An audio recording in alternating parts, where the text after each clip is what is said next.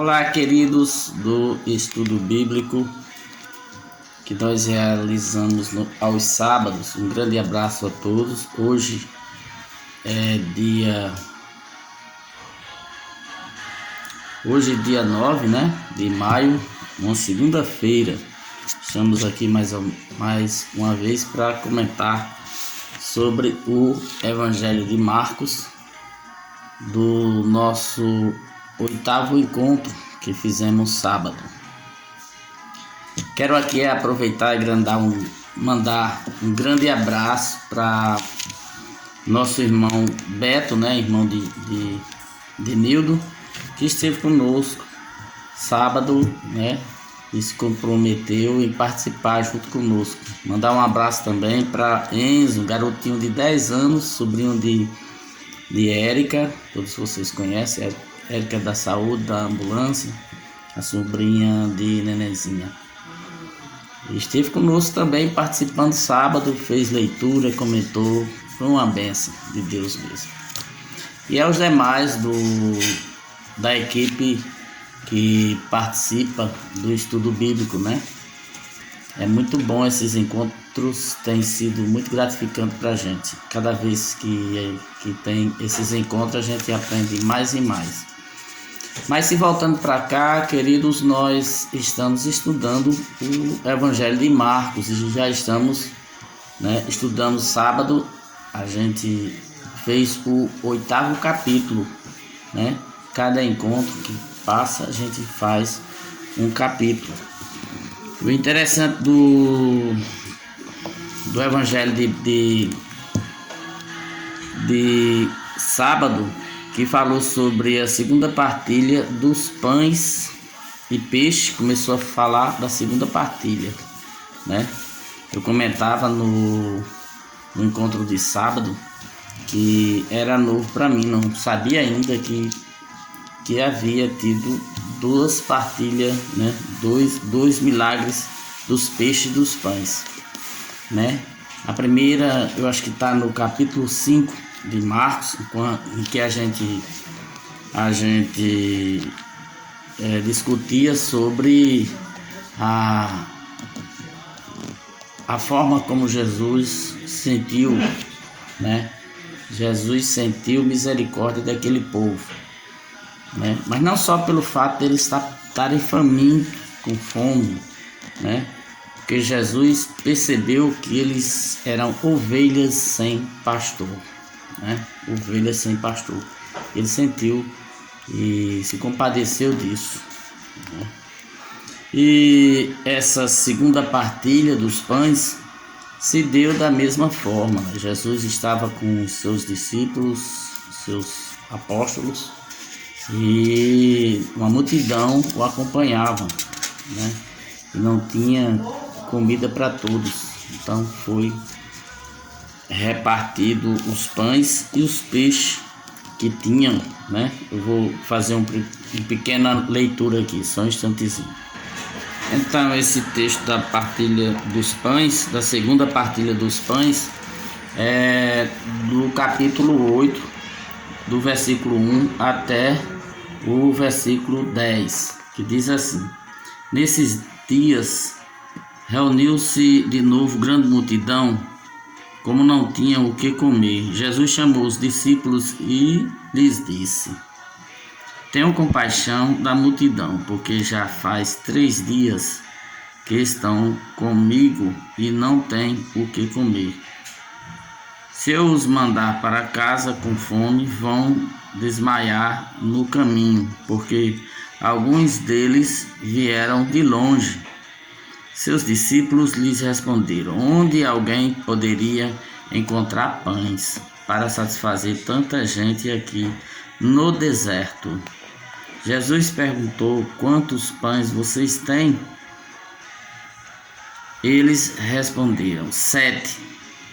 Então Jesus mandou a multidão sentar-se no chão e, tomando os 7 pães, tendo dado graças, partiu e entregou a seus discípulos para que servissem.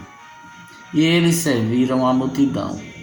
Tinham também alguns peixinhos Depois de abençoá-los, Jesus mandou que também os servissem.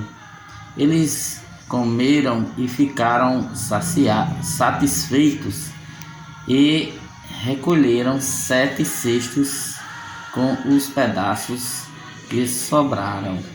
Eram cerca de 4.000 pessoas.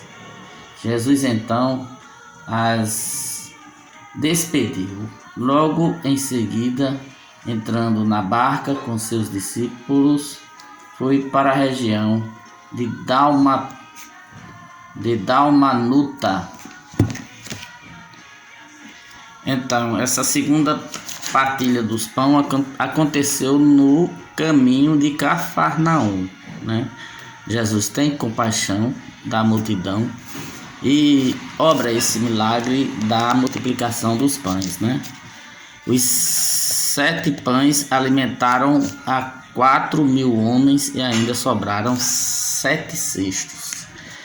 Isso tudo para falar também sobre a questão da partilha, né? Da partilha dos pães em que nós vivemos. Não pode existir famintos, né? Pessoas que passam fome. É necessário que tenha o coração com a vontade de repartir o pão.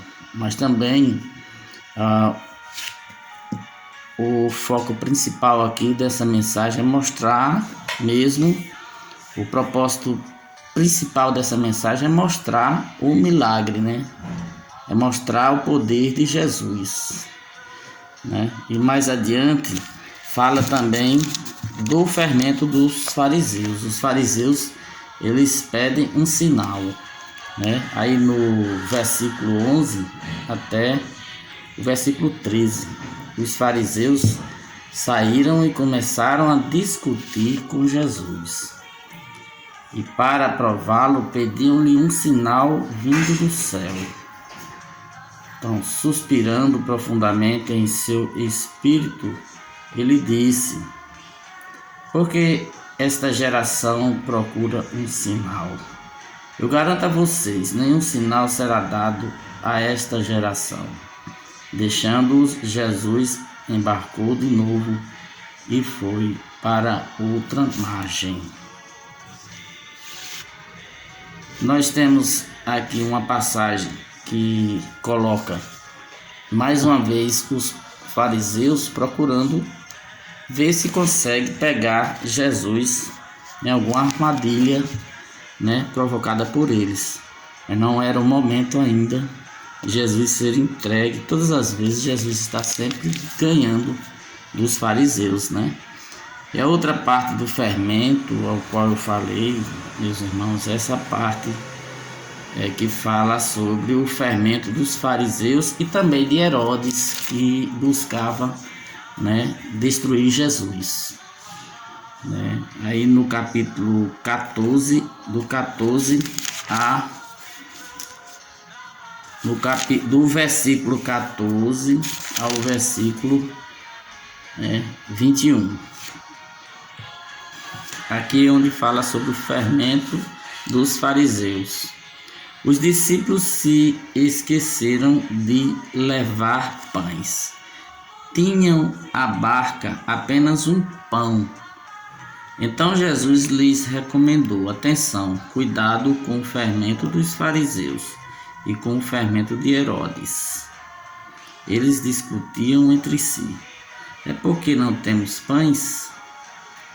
Percebendo isso, Jesus lhes disse: por que vocês discutem por não terem pães? Ainda não entenderam nem compreenderam? Vocês têm o coração endurecido? Ouvido e não escutam? Não se lembram de quando parti os 5 pães entre os 5.000? Quantos cestos cheios de pedaços vocês recolheram? Responderam: 12. E quando parti os 7 para 4.000? Quantos cestos cheios de pedaços vocês escolheram? Disseram: 7. E Jesus lhes disse: e vocês ainda não compreenderam? Então, quando Jesus fala do fermento dos fariseus, ele fala se referindo à maldade dos fariseus, o jogo sujo, né? As emboscadas que eles queriam ver se conseguia pegar a todo instante Jesus. E também a emboscada do rei, não é? Do rei Herodes. Mas para vocês terem ideia, os próprios discípulos, os próprios apóstolos, eles não entenderam. Não, eles sabiam que Jesus era o Messias, eles sabiam que Jesus era enviado de Deus, mas não entenderam a mensagem de Jesus ainda. Eles começam a achar que Jesus estava falando dos pães, né? Mas não era dos pães que Jesus estava falando, mas sim da maldade dos fariseus e do rei Herodes. Nós temos outra parte aí que nos ensina como seguir Jesus, que está no versículo 27 até o versículo 32. Pedro professa a fé. Jesus partiu com seus discípulos para os vilarejos de Cesareia de Filipe. No caminho questionava seus discípulos, dizendo: quem as pessoas dizem que eu sou? Eles lhes responderam: João Batista, outro Elias, outro ainda um dos profetas. E Jesus lhes perguntava: e vocês, quem vocês dizem que eu sou? Pedro respondeu: tu és o Messias. Então Jesus os repreendeu para que não falassem com ninguém a respeito dele. E começou a ensinar-lhes: o Filho do Homem deve sofrer muito, ser rejeitado pelos anciãos, pelos chefes dos sacerdotes e pelos doutores da lei. Deve ser morto e depois de 3 dias ressuscitar. Dizia isso abertamente. Então Pedro, levando Jesus à parte, começou a repreendê-lo. Mas Jesus, virando-se e olhando para seus discípulos, repreendeu Pedro, dizendo: vá para trás de mim, Satanás, porque você não pensa nas coisas de Deus, e sim nas coisas dos homens. Então, uma passagem que de início mostra que pouco sabia das coisas, pouco entenderam os discípulos, os apóstolos nesse período. Pedro acerta quando Jesus pergunta a quem ele é, e Pedro responde dizendo que é o Messias, que Jesus é o Filho de Deus. Tu és o Messias, é a resposta de Pedro. Mas no final ele falha, porque Jesus está dizendo aquilo que já estava escrito. Já era o momento dele se entregar, para ser morto, crucificado, morto, depois ressuscitar. Mas eles não entendiam, nem Pedro entendia. Por isso que ele vai tomar a frente, como Jesus diz aqui, quando repreende Pedro: vá para trás de mim, Satanás. Então, quando a gente também está colocando os nossos entendimentos além, à frente da vontade de Deus, a gente não está de acordo com os propósitos divinos, e sim guiado pelo inimigo. Às vezes o inimigo está nos guiando, quando a gente coloca o entendimento humano e não compreende os mistérios divinos, É muito interessante isso, até com os apóstolos, como Pedro, que é considerado o primeiro chefe da igreja, não é? Papa, o primeiro papa da igreja, né? Ele vai tomar conhecimento da verdade bem futuramente, né? Então, com Pedro, ele comete esse lapso de se meter nesse momento que jamais poderia acontecer. E depois a gente via o primeiro anúncio da paixão, né? Que é do versículo 14 ao versículo 38. Eu vou dar uma pausa aqui porque está muito grande, né? Continuando aqui, o primeiro anúncio da paixão foi do versículo 34 ao versículo 38. E chamando a multidão com seus discípulos, Jesus lhes disse: se alguém quiser seguir após mim, segue-me,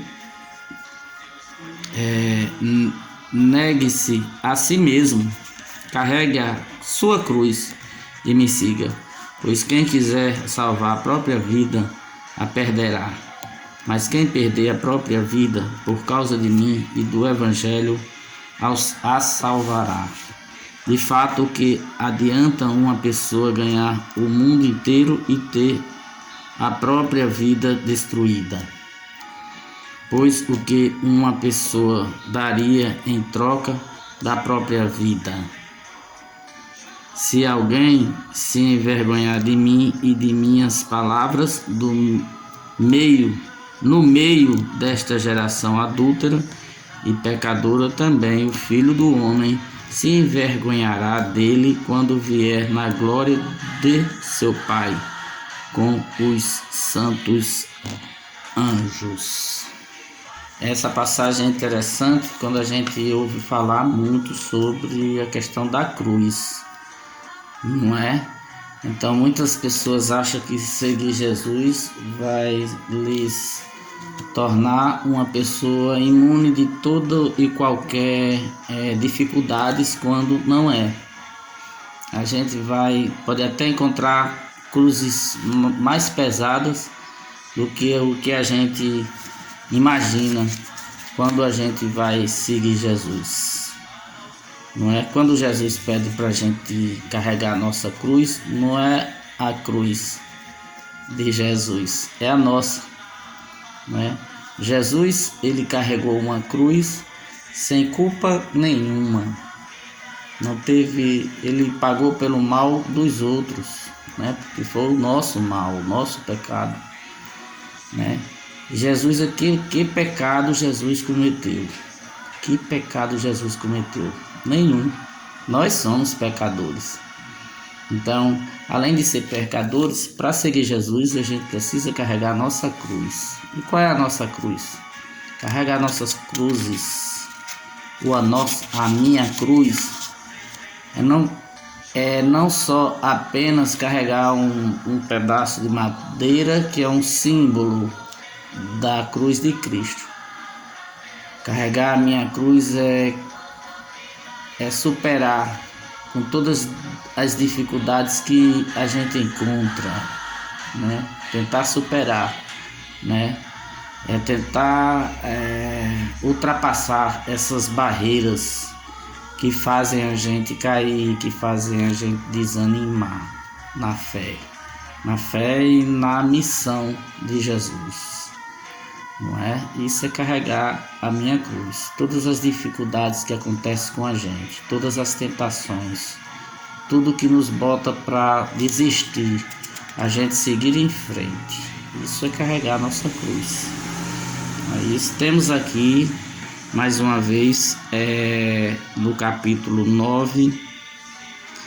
Bom, o capítulo 9 fica para a gente na próxima reunião, não é? No próximo encontro do estudo bíblico, sábado, a gente fica essa tarefinha para a gente fazer, tá bom? Que é ler o capítulo 9 todinho. O capítulo 9 vai falar sobre a transfiguração de Jesus, certo? Também vai falar sobre a cura do epilético, segundo anúncio da paixão, quem está do lado de Jesus, o escândalo e o sal. Então a gente vai ver essas passagens no livro de Marcos. Marcos é um evangelho que tem menos capítulo dos 4 evangelhos, né? Marcos tem poucos capítulos, são 16 capítulos que a gente vai ter que ler, mas é o menor de todos, mas é muito bom o evangelho de Marcos, né? O grupo, a equipe que está participando conosco está gostando muito desse nosso encontro.